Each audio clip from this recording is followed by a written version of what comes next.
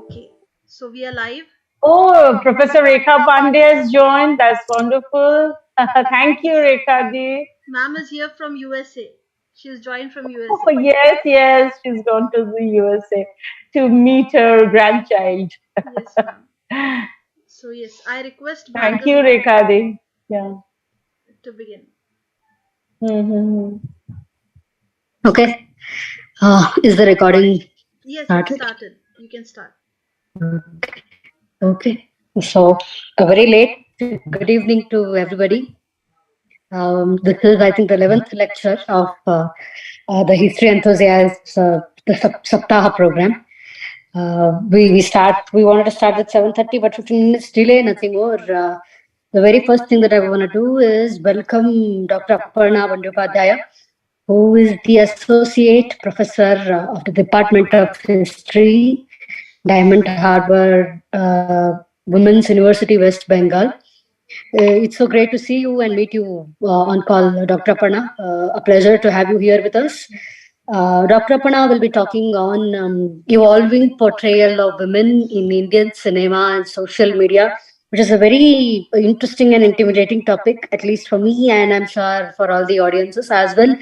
Having said that, I would like to welcome the president of History Enthusiasts, Miss Manali, who has been relentlessly effort and with a lot of hard work has been working on the Itihasa Saptaha program. I welcome you, Manali. And I also welcome the Vice President of History Enthusiasts, Ms. Nidhi Katti, who also, along with Manali, has been doing great work towards preaching history to all the history enthusiasts out there. Next, I would like to welcome the chairperson of the History Enthusiasts Association, Dr. Nandan Shastri, and the other executive members who are in the session with us today. Also, the audiences without whom the session would go incomplete. I welcome each and every one of you. I hope that we have lots of fun understanding the perception of Dr. Aparna on the topic. And now I hand over the stage to Manali to introduce Dr. Aparna so that we begin with the session further. Thank you. Thank you so much, Bhargavi, for the welcome. And yes, it's an honor to have Dr. Aparna Bandyopadhyay ji with us today, and that too on a very interesting topic. Dr. Aparna Bandyopadhyay is an associate professor in history at Diamond Harbour Women's University, West Bengal, India. She was formerly an associate professor of history in the West Bengal Education Service and had served several government colleges, including Lady Brabourne College, Kolkata. She was awarded her doctoral degree from Jadavpur University, Kolkata in 2012. Her book, titled Desire and Defiance, a study of Bengali women in love, 1850 to 1930, based on her doctoral dissertation, was published by Orient Black Swan in 2016. She has co edited and edited four anthologies in women's studies. She has completed a research project on A Leisure of Women's Own, television mega serials, and Bengali women in contemporary Kolkata. She has recently co edited Her Story, a fest script for Professor Geraldine Forbes. Her research interests include the social history of colonial Bengal, with a focus on social reform, women's everyday lives, violence, intimacy, emotions, and leisure. She is also interested in women's writings. Dr. Bandyopadhyay has presented papers in many international and national conferences. She has also published a large number of articles in journals and edited volumes. Readers and the viewers here can follow her on academia.edu and also be part of her group, that is Women's History Conclave, and learn more from her from there. Without much delay, because we are already running behind schedule, I want to give up the stage to Dr. Aparna Bandyopadhyay for her lecture on evolving portrayal of women in Indian cinema and social media. Thank you for this opportunity.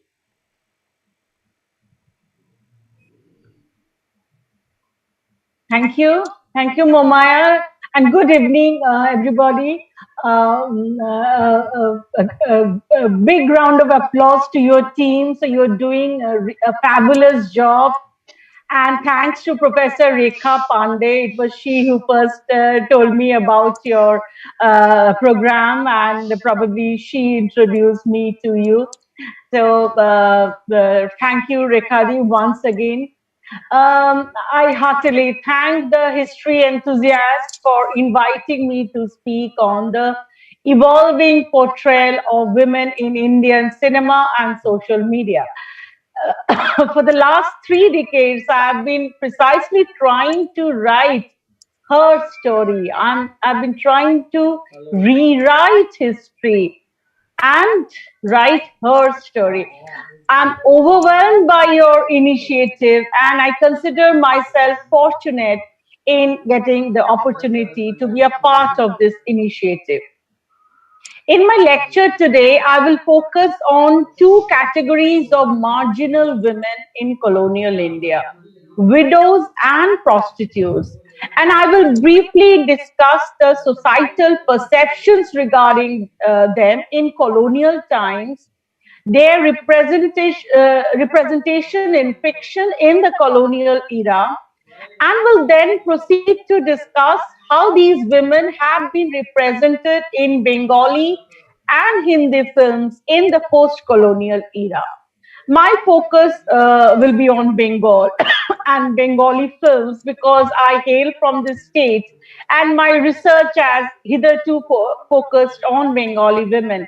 But this lecture will give me the opportunity to understand uh, the society's attitude to these categories of women, and also their representation in cinema in different regions of India and in different Indian languages. My argument is that this is my perception that very little has changed since colonial times. In the way society looks as these marginal and socially outcast women. And also, there is a common pattern in the way these women are being portrayed in the different regional language films. Now, let me begin by talking about widows, Hindu widows, to be precise. Yes, as you know that the remarriage of Hindu widows was legalized way back in 1856. A law was passed by Lord Dalhousie and Canning. Both had a role in the legislation, in the final making of this law. And the man behind this legislation, the man who had persuaded and pressurized the British government to pass this law, was Ishwar Chandra Vidyasagar. Okay, the great social reformer. Now, yes, a law was passed legalizing the remarriage of Hindu widows. But how effective was this law? It is true that some widows did remarry according, on the basis of this law, according to the provisions of this law. And many of these were arranged remarriages. Ishwar Chandra Vidyasagar himself took the initiative to arrange the remarriage of many widows. And again, young members of the Brahmo Samaj also were very enthusiastic about arranging the remarriage of Hindu widows. But there were also several love marriages taking place. If you read my book, Desire and Defiance, a study of Bengali women in love, you'll find many cases, quite a big number of cases of widows who are remarrying men of their choice. I mean, they are they are defying the opposition of their families, and either marrying secretly or eloping with their lovers and settling for a live-in relationship. So, widow remarriage was practiced after 1856, but the number of widows who remarried was not not a big figure actually. Uh, mm, well, only those cases which have come up in newspapers have been documented, and there are many women who could not marry, and all these cases of remarriage had created a lot of sensation in contemporary society. A lot was written about these remarriages. Okay, and often the couple sought police protection. Okay, in order to ensure that there was no trouble uh, made by relatives, friends, and neighbors. But most widows were consigned uh, uh, to a life of celibacy. Actually, this was expected of widows, and even after the legalization of widow remarriage in 1856, this expectation remained. Okay, society continued to expect that widows would remain single. They would practice celibacy.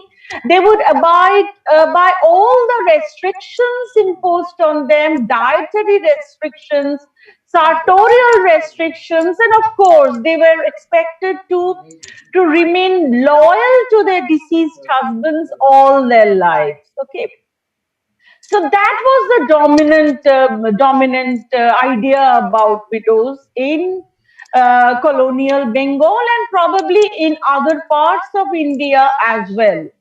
Okay, and so uh, the stalwarts of Bengali literature in the 19th and early 20th century. Let me talk first about the male stalwarts: Bankim Chandra Chattopadhyay, Sharat Chandra Chattopadhyay, Rabindranath Tagore. None of them could depict a successful and lasting remarriage of a widow in their novels. Okay, in say for instance in Bankim Chandra's Bishobrikho, uh, there was this rich zamindar Nagendro who had a very devoted wife named Shurjamukhi, but then he fell for this widow Kundanandini, married her, but just grew out of his infatuation only a couple of days after their marriage, and Kundanandini eventually committed suicide. Okay, in Krishnakanto's will, Rohini was in a widow was in a live-in relationship with again a married man, Govindolal, who had a devoted wife at home. Govindolal killed Rohini on suspicion of infidelity. In Rabindranath Tagore's Chokher Bali, the widow Vinodini was in love with Bihari, but then eventually, she had tried to seduce Mohendro, whom she was supposed to marry before she was married to this man who died soon after her marriage. But she ultimately decided not to marry because she thought that marrying Bihari would demean his social status, would be derogatory to his social status. Now, the same thing could be said about Sharat Chandra Chattopadhyay's novels. Of course, these widows, they asserted their love for the men they liked. Sometimes these men were their childhood companions, but they could never marry them. Most of his novels ended either in the man's death or with the widow relocating to Kashi, which was a place of pilgrimage, as a holy place for Hindus.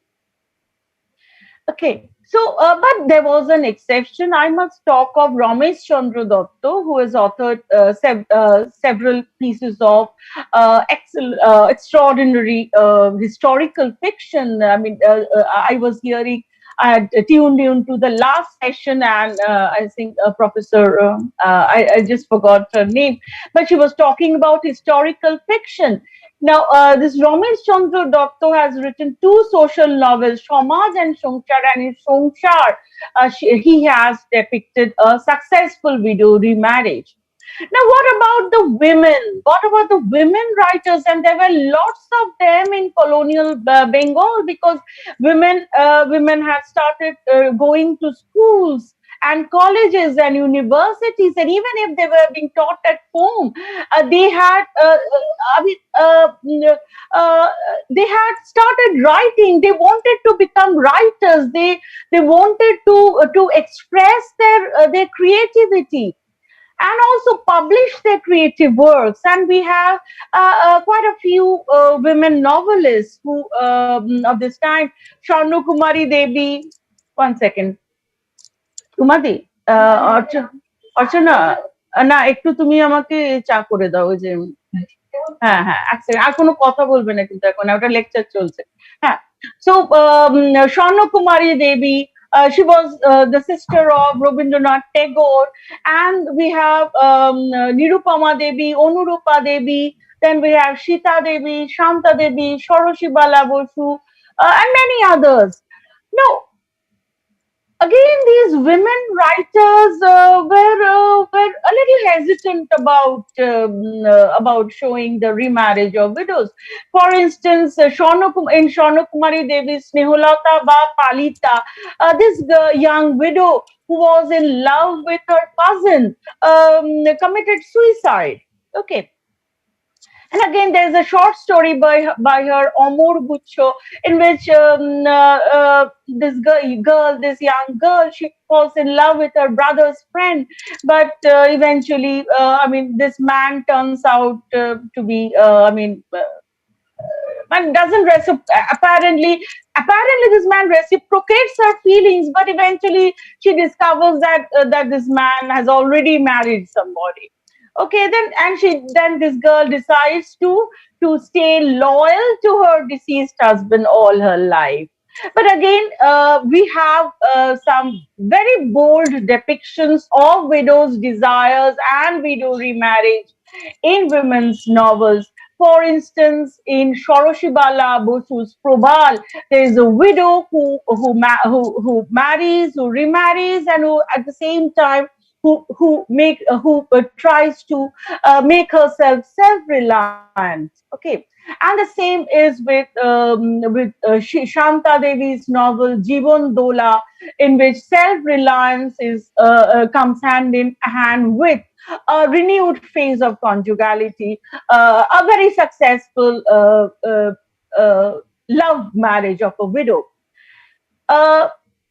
Again, we find a novel by a little-known author, Shulekha Dasgupta, who did show the remarriage of an elderly widow with children, a mature widow, not elderly, but somebody in her 30s with children. And she married a man she loved, and then she settled happily after. But this a few hours back, I was reading some of the storylines of Hindi films dealing with the theme of widows remarriage. Now, none of these films could dare to show a widow's remarriage and a happily ever after life. Okay, and the same is true of Bengali films, which were either set in the colonial context or in the post-colonial context. Now, the reservation about widow remarriage, evidently it continued even after independence, and it still continues. It still remains. Okay. Now, let me name a few Bengali films that deal with a widow's love and desires. The first is Khonike Otiti by Tapan Sinha, and it was made in 1959. The director was Tapan Sinha, and here we have yeah, educated young woman named Meeta who was in love with a doctor, and but their families did not allow them to marry because there were differences of caste. And this girl was married to somebody else, and her husband died a few years later. She had a child, and the child became ill. I mean, seriously ill. Now, this Meeta took her child to this doctor, her former lover, and passions were rekindled. Evidently, both were still in love with each other. Okay, there was a lot of passion in the way, the manner in which they interacted. Of course, I mean, silent expressions of passion. I mean, there was no overt articulation of desire, but you could read. That they were still very much in love with each other. But again, but this film ended in separation. Then we have Shet Pathore Thala, which was a film made in 1992 based on Bani Boshu's novel of the same name. Now, in Shet Pathore Thala, again, we have a Bondona, educated young woman who's married somebody called Obijit, and they were living a very happy life, and they had a son, and Bondona's husband died in a car accident one day, and Bondona initially she was trying to to uh, to to practice all these restrictions like wearing a white sari and all, but when her son protested, when her son refused to see her in a white sari, she decided to discard all the white sari and come back to her normal self. But then she brought up her child, and a child was now a grown up, and Bondona had befriended a man, and they were working in some NGO or something. I mean, they were working together in some project or something, and they were very good friends. And but her son, who was now a mature young man, refused to accept their relationship. I mean, he became very hostile to their relationship, and so Bondona had to cut off her links with this man. I had to sever her relationship with this man. Now, next I jumped to another film made in 2005. So this was Dityo Boshanto, and here again we have a very lovey-dovey couple, Rituparna, played by Rituparna Sengupta and Shobbasati Chakraborty, the two leading actors of the Bengali film world. Now, this man died a few years after their marriage, and they had a friend, a common friend, who was very close to both of them. I mean, he was a very good friend, and he wanted to marry Rituparna, but Rituparna refused, or turned down his proposal. He could not break the shackles that tied his mind, the shackles that enfettered his mind. I mean, we have all been socialized into believing that once a woman loses her husband, she's supposed to remain single. She's supposed to remain loyal to her deceased husband, and this process of socialization continues till date. And this is very much evident in the soap operas that are aired on television. The Bengali soap operas I'm talking about on television. And we invariably have these young women, widows, who have lost their husbands to some accident or disease, and they are invariably in a white sari.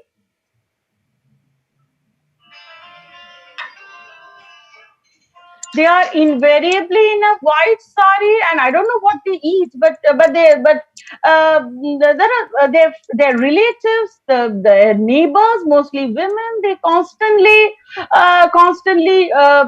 monitor their lives, exercise surveillance on them, and at the slightest indication of, of, of a relationship with another man, which is not her husband, they are all up in arms against her. So widow remarriage remains an outrageous and thoroughly unacceptable proposition, even in contemporary times. I mean, even though, of course, a lot of widow remarriages are happening in real life, but I don't have any statistical account of these, how many widow remarriages happened in the last few years. No, but I remember one of my senior friends, an elderly didi of mine, an elderly sister of mine, once telling us that I have a wedding ceremony to attend on this day, and this is a special wedding because it's a widow remarriage. Okay. So a widow remarriage is still considered a special event, something you need to mention with emphasis. This is a widow remarriage and not just a normal marriage event. Okay. Now, focusing on Hindi films, I find, yes, I find one film. I've not seen many, but but one or two films, popular mainstream masladar Hindi films, which have depicted widow remarriage. For instance, there is Prem Rog, and then Divana, which starred Shah Rukh Khan and Vidya Bharati. Prem Rog was starred Rishi Kapoor and Padmini Kolhapuri. The lovers were united at the end, but then they had to literally fight battles to unite. Okay, there was tremendous hostility and tremendous opposition in both these cases. Okay. Now, it's very interesting that I just came to know of one Kannada film called Nati Charami. I think it was released in 2018. I'm sure you've seen it. It stars Shruti Hariharan as the protagonist. Now she loses her husband and is trying to get over the grief and rebuild her life. She soon realizes that her physical desires are not being taken care of in the absence of her husband. So while she deals with her inner desires and societal expectations, she meets an engineer, and she befriends him. So, but I don't know whether this leads to. I've not seen the film, and I don't know whether it leads to remarriage. Now, there are many other films which depicts a widow's desires. Okay. Now, yeah, there must be many more films in Kannada and in other languages. At one point of time, I would avidly watch Kannada, Tamil, and Telugu films, and these would be broadcast on, or I think on the on Doordarshan, came the All India Doordarshan on Sunday afternoons. Okay, but nowadays, sorry, I don't get the opportunity to see these films. There are lots of other films who are like Kareeb Kareeb Single. Then we have Is Love Enough, Sir? Water is based on in the colonial context. Water is set in the colonial backdrop. I will not discuss water, but yes, as far as depicting widows' desires is concerned, there are lots of films. I mean, many films do so, but channelizing these desires into a legitimate kind of union, I think, or a live-in relationship is, I think, something which is rare in Bengali films and also in Hindi films, and I'm sure it must almost be the same in the various regional language films of our country. Now, I will move on to another. And I remember I'm going to end this discussion on widows with briefly alluding to Sholay, which is a favorite film for most of us. And here we find Bachchan in the role of a widow, and how a kind of emotional bonding develops between Amitabh Bachchan and Joya Bachchan, but we don't know the fate of that bonding. Okay, whether it materializes in something concrete in marriage or any kind of relationship, we are not sure. So now let me move on to the depiction of prostitutes, and as I mean, prostitute is a I use this term as a blanket term, and it includes courtesans as well, and prostitutes in Bengali films in the post-independence era, and how this portrayal is actually, I mean, the portrayal of prostitutes in films is not much different from the way they were portrayed in Bengali fiction penned in the colonial era. Again, I find elements of continuity, and I'm sure this portrayal is not much different from the way they have been shown in Hindi films and in other regional language films.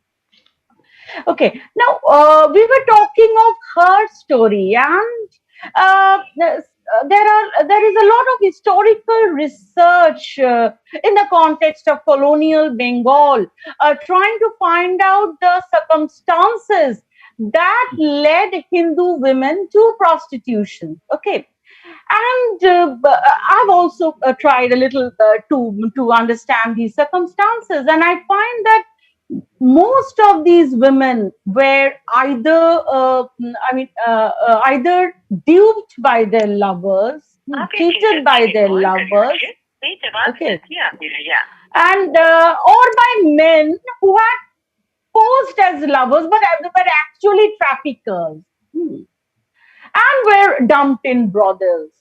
Okay. Now, of course, there were a few who left their homes by choice, and most of these women were either widows or wives of Kulin men.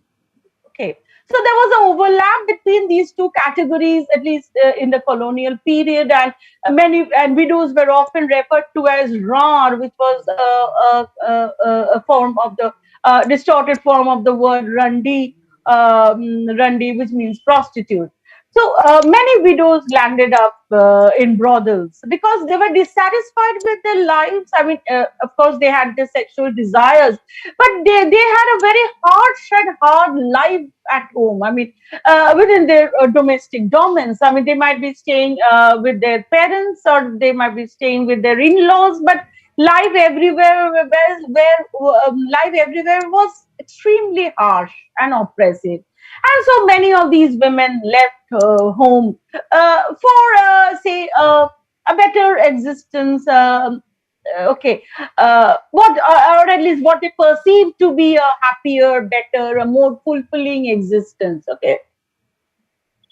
And again, these wives of Kulin men, the Kulins were they constituted the highest layer of the Brahmanical caste, and they were polygamous, enormously polygamous. Some of them married as many as 150 wives, and they would leave their wives with their parents and visit them only for the purpose of extortion of money. So these women had they were immensely deprived. They were tortured. They were deprived. They had no sexual fulfillment, no demand, and I mean no emotional fulfillment, and they were completely at the mercy of their parents or brothers or whatever. And most of them did not have their fathers also. Okay, because their mothers had similarly been forced into marriages with Kulin men, and they have been deserted in their natal families. So these women, these unhappy wives and unhappy widows, no, well, some of them chose to come to the city and enter prostitution. But most women were brought into prostitution in course of a chain reaction. They fell in love and they were betrayed and cheated by their lovers, and they eventually landed up in prostitution. Okay. And some of these, as I said, that some of these lovers were actually not lovers at all. They were actually traffickers in the guise of a lover, and the same thing happens today. So, so this was how I find that the women landed up as prostitutes. And if I had relied exclusively on archival documents, there are some very important documents in the West Bengal State Archives regarding prostitution. But if I relied solely on archival documents, I would not have landed up anyway. I had to find corroboration in fiction. Okay. And fiction testified that this was the course that these women took. I mean, this was a chain reaction, love, betrayal, prostitution, this chain reaction which led these women to prostitution. Okay, this chain reaction was functioning in the manner in which these women entered prostitution. Okay, and I was surprised to find the same kind of trope in films that were films made in the post-independence era, which which were either set in the colonial context or in the immediate post-colonial context. Okay. Now, I will talk about a few films. Like, for instance, there's a film directed by Arup Thakurta. This was made in 1962. The film's name is Benaroshi, and here, of course, here the girl. This girl was not really in love with somebody. She was too young to be in love. She was abducted from the ghats of the Ganges, where while her mother was taking her holy dip, and sold to a brothel. So trafficking was rampant in colonial Bengal. Okay, and many girls were just kidnapped and abducted and dumped in brothels. Okay.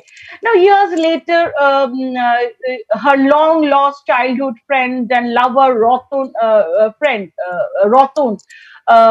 got a glimpse of Shona, now known as Benarasi, and followed her to a brothel, and they got married. But this man was working in some place outside West Bengal, probably in Bihar also.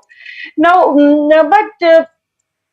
and she was a devoted wife. Okay, she emerged as a doting wife and also an active social worker. Her husband was not devoid of dilemmas and would spend much of her time outside home. Now, on a festive occasion, one of her clients discovered her and exposed her past before the assembled gathering. Now, Shona decided to move out of the house at the dead of night. Ratan found her out and promised to be by her side, no matter what society felt about her. Now, in Uttar Falguni, a 1963 film directed by Ashit Sen, Devjani was forced to marry a man named Rakhal, a very lecherous kind of man, to relieve her father of debt, even though she was in love with Monish. Now, after marriage, her husband tried to initiate her to prostitution, and Devjani escaped, and she was rescued by a senior courtesan who brought her to Lucknow and gave her asylum. There she gave birth to her daughter Suparna, and eventually she became a courtesan herself, named and renamed herself Pannabai. But she did not want to bring up Suparna herself. In the meantime, Monish had returned from abroad, and Monish wanted to marry Devjani, but Devjani refused. But she handed over a child to Monish and asked him to bring her up. And then there was a murder. Devjani killed her husband, who was constantly blackmailing her, and then her daughter came to know of her past and defended her in court, and a mother and daughter were united. Okay. Now, in Torun Mojumdar's 1965 film Alor Pipasha, now again there is a courtesan who was well, we do not know how she entered prostitution. She could have been a second generation prostitute, but she was attracted to a Brahman whom she daily observed bathing in the Ganges, and she fell with him and concealed her identity and sought shelter in his house. And he proposed marriage. She agreed, and she became the archetypal good wife, suffering the harshest hardships with a smile. Her conjugal bliss, however, was cut short by one of her pimps, who had been continuously threatening to expose her past to her husband for money. Okay, do I need to stop? I mean, how much more time do I have, Momaya? You can continue, ma'am. No problem. Okay. Hmm. Okay. So this man revealed her past to her husband, and her husband left home in utter anguish, and he hid in return again. Now, Roshan Bai was then pregnant, and she had to go back to the brothel. She delivered her child. She employed a Brahmin widow to rear him up, and she separated herself from her son, so that the stigma of her own profession did not destroy his chances of a respectable life. And before her death, she requested a doctor who had been looking after her all her life, to reveal her past to his son. So again, we have another film named Antoni Firingi, and this is a 1967 film based on the life of Antoni Firingi, a Portuguese Indian who became a famous Bengali poet and musician in 19th century Bengal. Now, Anthony fell in love with a courtesan named Shakila, who was originally Nirupama, a Kulin widow. Now, Nirupama was about to be thrown on her husband's funeral pyre. I mean, she was being forced to commit sati when one of her rejected former suitors appeared and enticed her to leave him home with him. Now, this man sold her to a courtesan at a high price, and then she became a full-fledged courtesan. Antony married her, but society refused to countenance their conjugal bliss. Their house was set on fire during Antony's absence, and in this way, their love story came to a tragic end. Now, this similar trope is there in Nishipoddo. I mean, 1970 film. The same kind of trope. Here's a wife, a battered wife, who comes back to her parents, and there is a neighbor who promises her to give a job in the city, takes her to city, and then pushes her into a brothel. And Pushpo becomes a full-fledged prostitute. And Uttam Kumar, Pushpo's role was played by Savitri Chattopadhyay, and Pushpo's role was Pushpa had a lover a client who turned out to be her lover, Uttam Kumar. And she was the perfect doting wife. She was not the wife, but better than his own wife. She was very loving, caring, and all. And so, this kind of fictional representation, this kind was not something unique to the post-colonial context. Post-independence context. The prostitutes had been represented in a similar manner in Bengali fiction of the colonial times. Like they were all they were all depicted as victims of circumstances. None of them entered the profession of their own choice. There was always a tragic story that there was a lot of pain, lot of suffering that lurked behind their journey to prostitution. Okay, and even after they became prostitutes,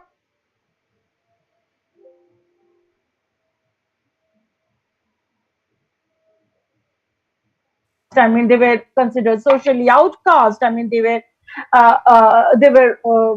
no longer considered part of respectable society. Their profession was disrespectable, but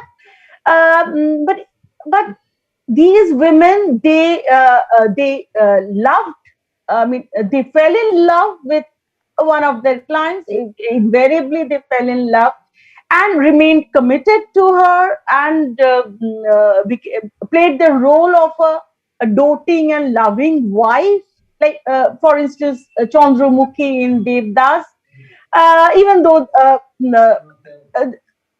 even though, I mean, these men would never marry them. I mean, these men, their clients, their lovers, would never marry them. Uh, and they had this kind of affection for children also. They desired children, and sometimes if they had their own children, they would send them away, and because they did not want the stigma of their own profession to affect the lives of the children. So in this way, they became good mothers. I mean, by separating themselves from their children, they played the role of good mothers. So even if they were socially outcast, even they were the very antithesis of the chaste wife, they had these instincts, the instinct of a mother, the instinct of a wife in them. And she was invariably an aggrieved and grievously wronged figure, and she had an irremediable sense of guilt and of the sinfulness of her existence. Okay, so I notice a continuity in the manner in which prostitutes have, including courtesans, have been depicted in Bengali films in the post-independence era, a continuity from colonial times. Now, I will end by briefly discussing two Hindi films. The first one is Umrao Jan. There are two versions of Umrao Jan, but I will discuss the 1981 film which starred Rekha. This was based on the novel Umrao Jan by Mirza Hadi Ruswa. Now, Jan was kidnapped. Is a story of Amiran, who was kidnapped at a young age and sold to a brothel in Lucknow, where she became Umrao Jan. And she was transformed into a courtesan who could sing, dance, and write poetry. And she became one of the best courtesans. And she charmed many wealthy men, and including one Nawab Sultan. And Nawab fell in love with her, and she reciprocated her feelings, but they were not meant to be together. This Nawab married someone else, and leaving a heartbroken Umrao behind. Okay, now Umrao Jan's woes did not end there. Now she had to relocate because there was a British backlash against courtesans in Lucknow, and she came back to her hometown, Faizabad. Now she found out her family, who thought that she was dead, but they were not willing to accept a courtesan in their family. Okay, now there's a similar kind of narrative is I find in Gangubai Kathiawari, a much more recent film. This was made in 2022, and of course it was created a lot of sensation. It was a huge box office hit. And this film is about of a simple girl from Kathiawar. And she was the daughter of a magistrate or something. I mean, she came from a educated, well-off family. And she was barely 16 or 17 at that time, and she fell in love, eloped with her lover, and that lover dumped her in a brothel. So this same saga of trafficking, of love, betrayal, and prostitution comes into play in Gangubai's life. And then Gangubai, initially she was reluctant. She put in a lot of resistance, but eventually she had to accept her fate, and she became a courtesan.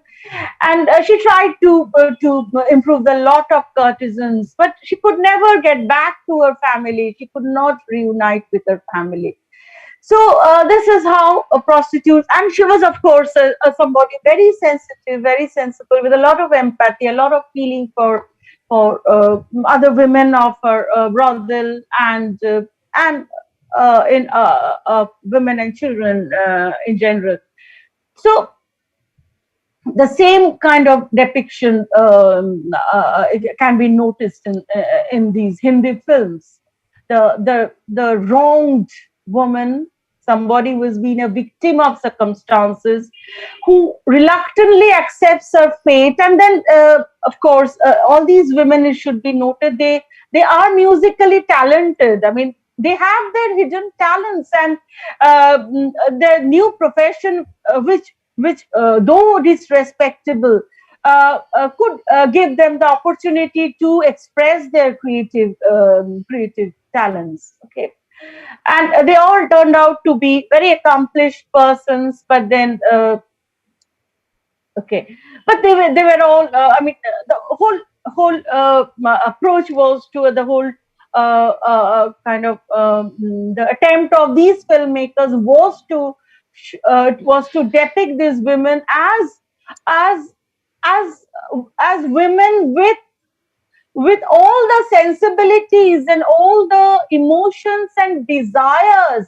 that are expected of a respectable, loyal wife and mother and a devoted mother. Okay.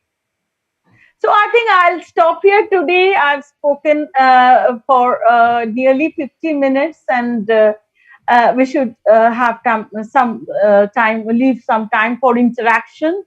Thank you, Momaya. Thank you so much, ma'am. It was such a wonderful and holistic lecture. It touched so many aspects of women in literature, media, and contemporary situation of women. So, really, thank you, ma'am, for such a wonderful lecture. I do have some observations, because as I was listening to your lecture, I was remembering some of the films and novels that I have read or watched. Uh, Yes. as you mentioned, Binodini. So I Hmm. had the opportunity to read Binodini in Hindi. It was a translation of Rabindranath Tagore's work. It really touched very deep, because even though Binodini was in love with Bihari, and Bihari also reciprocated to some extent his the same feelings. She, and even though he was ready to accept her, she did not allow him to do that, because she thought he will somehow become impure. A similar story can be seen in Saraswati Chandra. This is a novel by Hmm. Govardhan Ramji, and it is a Gujarati novel which is also filmed in Hindi. The legendary Nutan is there in the film. Uh, she loves a man, but she's married off to somebody else, and then she's forced to leave the house of her husband by that man whom she married, and then she meets her lover once again, and she wants to reunite with him, and there is no problem in that. But suddenly she finds out that she is now a widow and her husband has died, and then suddenly she thinks she is not worthy of uniting with her lover. So until she was a wife Right. of somebody, she was still thinking of changing her husband, like leaving her husband and going to her lover. But suddenly, when she realized that she is a widow, Hmm. she considers herself as unworthy. So that kind of mentality is portrayed, as you said. So hats off, ma'am. If there are any questions from the viewers, I think we should take one or two from there. I want to add on something, Manali, here. Sure. As you told about Saraswati Chandra, the same has been showcased as a TV serial also. It was directed by Sanjay Leela Bhansali, I guess. Same movie, I guess. And one more film here I get, which depicts the situation of prostitutes, Aradhana. I There is, Yes, yes. yes. In fact, there is another film called Amar Prem, also with the same duo. Yeah, Amar Prem is a Hindi remake of Nishi Poddo. Okay, and Yes. Nishi Poddo is based on Vibhuti Bhushan's short story Hinger Kochuri. Yes. Yes, Amar Prem, right? Yes. The Yes, Amar Prem, in which the beautiful Sharmila ji and Sharmila, of course legendary Rajesh Rajesh Khanna. Khanna. Yes, Rakesh Khanna, yes. yes, So in this, yes, it yes, happens the same way. They are both having feelings for each other, but they never marry yes, because she yeah, is yeah, a prostitute. And but there are yes, some movies in which they end up together. For example, Ram Teri Ganga Meli, in which yeah. she is forced to go and live in a brothel, but then later on she reunites with her lover. There's also Pakiza. That is Pakiza, very in which Pakiza. interesting. Yes. in which this Meena Kumari's character Pakiza, she reunites Yes, with yes, her lover who is Rajkumar. And then there's also yes, a yes. recent movie, not very recent. There's Hira a movie Mandal. called Laga Chunri Mein Daag. Huh. In which, Okay, Rani okay, okay. Mukherjee is there in it. yes, so she Yeah. becomes a prostitute, but then she Hmm. finds the love of her life and she reunites with him. So there are Oh, some great. hopeful movies. And I guess Yes. recently one more movie is going to release titled as Hira Mandi. It's a historical movie being directed by Sanjay Leela Bhansali again. Okay.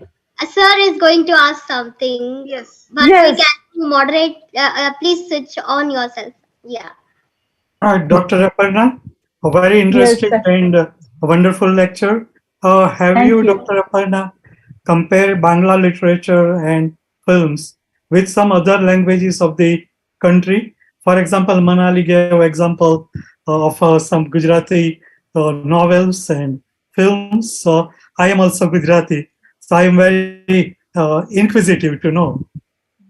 No, sorry, sir. I have not done so because I don't know these languages. But I'm seriously thinking of reading the translated versions of these novels, the novels that Nidhi has talked about and Momaya has talked about. And it's so heartening to hear that Tagore's Chokher Bali has been translated to Hindi. I was not aware of this. So I'm seriously thinking of reading these the regional language literature. But I'm sorry, I have to read the translated versions. Yes, ma'am. Aman, And the Dr. Chokher Aparna, Bali. you will be glad to know that Ravi Thakur's first novel, Uh, Chodit Pashan, he wrote it uh, in Ahmedabad at Moti Mahal Palace, where he was invited. So no, Gujarat it was also feels proud his short for his story. first novel. Khudito Pashan, yes. Moti Mahal, Yes, Khudito Pashan, yes. he wrote in Hungry Ahmedabad. Stones. Yeah. That's Aman, great, the yes. Chokher Bali, it has been again. Made into a film. Yes, no, ma'am, Film like by a short. Rituparno Ghosh. Huh. No, ma'am. Yes. Recently, it was directed by Anurag Basu as a short story in Epic Channel. He had Oh, directed the stories of Rabindranath Tagore series, different okay. stories which Rabindranath Tagore has written on women. He directed Okay. it very interestingly and very beautifully. He has directed it. The Chokher Yeah. Bali. Oh, Radhika Apte is the main okay. lead And role. the interesting thing Sorry, is, I was not aware of this, but Rituparno Ghosh has made Chokher Bali into a film. I mean, he's died. Rituparno Ghosh is no more. And Vinodini's role was played by Aishwarya Rai. Huh. yes, and So the it's a Hindi, Bengali film. yes, Yeah. Yes, the ma'am. Bengali version. The Yes, Hindi ma'am. translation Hmm. is in fact titled as Binodini. Okay. Yes, ma'am. So that's Yes, ma'am. great. Wonderful to hear this. There's a yes, Uh, Bhargavi, please take the questions if any questions or appreciations are there. Yeah, sure. One second. Before I go to the questions, Dr. Aparna, thank you for that lecture. It was pretty good to know and have an insight on the examples that you gave. Very, very wide range of examples across the domains of women-centric natures and other stuff. I have a question for you. So when you say or when you consider cinematography as a concept or anything that is considered to make a movie on, we do see certain complications and certain speculations coming around anytime any such sensitive movie comes into the market. So when you consider the evolution of women, according to the scriptures that we have, according to the historical references that we have, what do you think should the directors and the cinematography domain people should keep in mind to restrict themselves to certain topics? For example, or just to modify, do you think is there any boundary for the media department or the media people to kind of consider before making a movie on something? Because any topic that we can have, so for example, this is according to me that any random person's life can be taken to make a movie. That's a different story, but something that's of sensitive matter or for that reason hurts the sentiment of someone's could go into speculations once the movie is released. So prior to making a movie on it, do you think some things need to be considered by the directors or for that the storytellers? Okay, that's a very difficult question, but I'll answer it very simply. In the first place, I believe in freedom of expression. Okay, so if you have something to say, if you have a particular a message to share with the people, with your audience, then please go ahead. Okay, don't think. I mean, don't think of what society will say or what the media will say or what the political parties will say. I don't believe in these bans. I don't believe in these censorships. And secondly, I do think, as far as women are concerned, filmmakers have a very important role to play. I mean, they should not be depicting women in regressive ways, I think. Okay, so this is what the present day serial makers are doing precisely. Both the Hindi serial makers and our Bengali serial makers, soap opera makers, they are showing women in a very regressive light. Women doctors, what are they doing? They are staying at home and these kind of stalking their love interests and all, doing nothing productive. So I think we have a social responsibility, and filmmakers too have this, and they should be aware of this of their responsibility to society. Okay, and this is what I want to say. Okay, thank you. To add on to that, one more question. So now we have a lot of historical references, as you gave n number of examples, amongst which only one or two I was aware of. So we have so many of such things. One on which the movies have been already made, and many others on which the movies have not been made. So now, what is the medium that anybody or any historian, or for that reason, anybody who is into the subject of women evolution could do? What could they do to kind of market or kind of get directors' attention to those data, so that more movies are made on it, and then more people kind of understand and know about it? What can anybody of our domain who is working on evolution of women do so that directors and other storytellers could know about the historical scripts and references that we have? Well, I think intelligent, educated people should come to filmmaking, and they should be gender sensitive, and we should have gender sensitization sessions for them. We should organize gender sensitization programs for them, and that is all. I mean,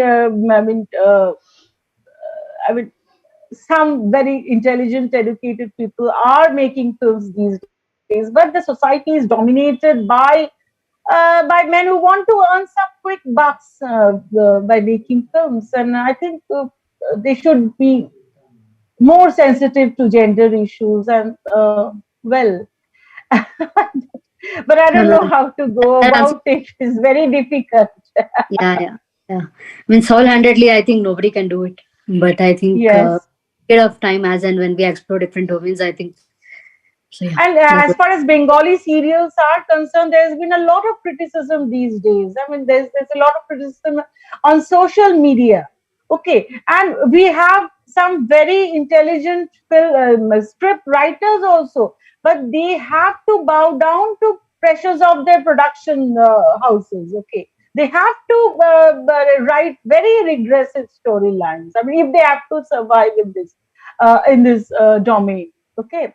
Yeah. So it's very difficult. I mean, change the mindsets of these filmmakers and serial makers. Yeah. That's it. Thank you for answering the question. As Nidhi was mentioning, if I could take some comments that were in the discussion while the lecture was going on. Bhargav, Manali has raised the hand. Aparna Singh says. Manali has raised the hand. She wants to ask something. Oh, okay. I didn't see that. Yes. Okay. So I want to add on to this. Actually, as viewers of movies, because movies are marketed based on the wants and the desires of the viewers, it is also our responsibility to stop supporting movies that show women in a very bad light, or those which have a sexist lyrics in songs, or Yes. item songs, etc. People are loving those things, and that is why they are being marketed and made. So once we take a stand against those things, I think there will be some amount of awareness. And Absolutely. Yes, yes, ma'am. And I also wanted to add here that movies, when we are making movies or when we are watching movies, there should be there should obviously be no censorship, as you said, when we are trying to express freely. But there's a question. There is no problem when they show men raping women. There is no problem when men's sexuality is being openly discussed or portrayed. But when there is women's sexuality being portrayed or being depicted, then everything becomes a controversy, and everybody starts having a problem, and everybody starts questioning those. And they say this is against our culture and against the ethics and everything. So why is it not a problem when male sexuality is being openly discussed or openly displayed, and when women's sexuality comes into question, everything has to be closed and is secretive and so on. So I think that attitude should also change. Yes, of course. Because society expects women to be passive. I mean, desexualized almost. I mean, they are the objects of male desire, but they cannot express their own desire. Okay, so Yes. the patriarchal mindset is deeply ingrained Yes, ma'am. in our minds. The only In our sexuality of psyche. women, yes, the only times when they express the sexuality of women is when they show those women as item dancers or prostitutes. Yeah. So that concept has to change. Every woman, every human being has Yes. that desire and has that drive in him or Right. her. So I think it should be accepted naturally. Right, absolutely. Adding to what Dr. Aparna was telling, I think the patriarchal mindset would be there. I think for many more generations to come, it's just how well it gets slowly reduced day by day. Though the world started that way, but I think everything is changing in a very slow pace. Then it's up to us how we project ourselves as women, and similarly how men project the idea of this. And as we do, I think further generations would be better in that way. Right. But yeah, that's correct. Good. Thank you. Thank you. We can take any questions if any other questions are there. So I think Aparna Singh has mentioned in the chat that this is an invigorating lecture that wove popular culture with astute academic observations. Thank you, Aparna Di. And yes, she is my colleague, junior colleague at my university. She's also a very close friend of mine. Yes. And Thank you, Nandan Shastri. Purna, for your warm words of appreciation. Nandan Shastri sir already asked the question, though just to read it out, he has mentioned that it's a very interesting and wonderful lecture, and the question that he has now asked. Dr. Pooja Halyal says that it was a very exhaustive presentation. Thank you. Rekha Pandey says, really enjoyed the talk, Aparna. Thank you, Rekha Di. Thank you. And Manali, if I have missed any questions, are there any more questions? No, there are no more questions. It was really an amazing, very, very wonderful and very informative lecture. I think Thank you. that's the end note here. Okay. Bye. Yes, ma'am. So I would like to take the opportunity here to thank everybody because we have come to the end of day 4. And as I said the same thing yesterday, and I want to repeat the same sentence today, it feels like a dream. Uh, we are this is beyond our expectations. We were not hoping it to have so wonderful of a reception by everybody. So we have come to the end of day 4 of this Itihasa Saptaha, and it's been very successful so far. I thank on behalf of myself, my team, and all the participants, Dr. Aparna Bandyopadhyay ji, for joining us today, spending so much of a wonderful time with us, and for this absolutely amazing lecture. Thank you so much, ma'am. Thank you. Yes, thank you, ma'am. I also want to thank all the participants. Professor Rekha Pandey has joined us from USA. All the other participants, including Dr. Pooja Halyal, ma'am, Dr. Aparna Singh, and everybody else whose name I might not be able to take here. Also, our honorary president, Sri Nandan Shastri sir, who is always with us. Thank you, sir. And I also want to thank the vice president of the History Enthusiast, Ms. Nidhi Katti. She's a wonderful co-host and a wonderful vice president of the History Enthusiast. And also Ms. Bhargavi Katti, executive member of the History Enthusiast, who wonderfully moderated this entire session. Thank you all once again. We are ending on a happy note here. There is a one last comment by Ridhima ji. I am really enjoying the sessions, absolutely enriching and advanced in their own ways. Thank you, team history enthusiasts. More power and gratitude. Thank you, Ridhima, and more power not to us, not just to us. More power to women, more power to humanity. With that, we end here. Let's meet tomorrow in the new sessions. Thank you all. Have a good night. Bye. Good night. Bye, ma'am. Thanks. Bye.